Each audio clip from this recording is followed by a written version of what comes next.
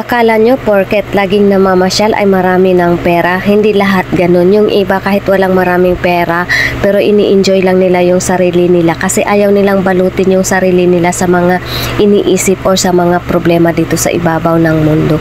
Akala nyo yung taong laging nakangiti ay wala na siyang problema, lagi siyang masaya ay wala na siyang problema. Magaling lang siyang magtago ng kanyang mga problema kasi ayaw niyang maapektuhan yung mga taong nanunood sa kanya na may mga problema siya. Sample na lang yung sarili ko. Akala nila palagi akong may pera pero secret.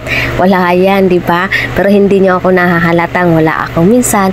Akala nila wala akong utang pero thankful ako kasi nag-graduate na ako sa utang ko. Thank you Lord. O di ba? Kaya nga sabi ko sa inyo, pag may dilim, abangan nyo at may liwanag yan sa dulo ng dilim na yan. Kaya magtiwala lang kayo, magsipag, magtiyaga. Kasi kung hindi rin kayo magtrabaho, hindi kayo magtiyaga at hindi kayo marunong mag-budget, paano na lang?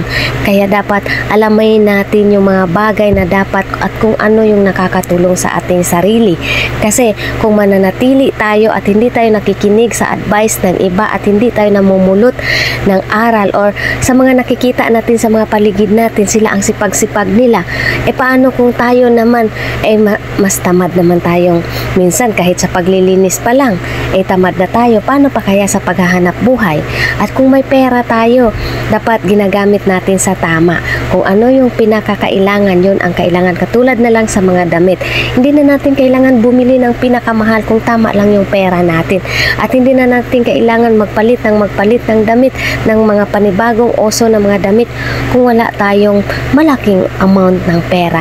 Hindi masama kung meron tayo. Ang problema kapag may pera tayo, inubos natin agad-agad lahat sa mga mamahaling damit.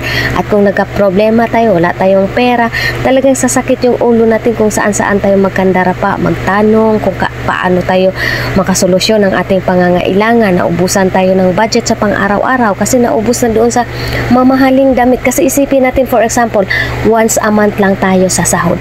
So, kailangan yung within a month, hindi mauubos dapat yung sinahod natin. Kailangan pagdating ng panibagong sahod, mayroon pa tayong konti na natitira. Lalo na minsan, pag may mga nagsasahod na delay yung sahod, dapat kailangan may laging nakatabing konti para may dudukutin kapag na-delay yung sahod. So, yung mga ganung bagay lang yung aking konting ma-share. Although hindi ako magaling mag-budget, pero may mga tao talagang believe ako sa kanila, napakagaling nilang mag-budget. Thank you, ingat tayo palagi at lagi tayong magtiwala sa Panginoon. Lord, muli maraming salamat sa lahat ng blessing.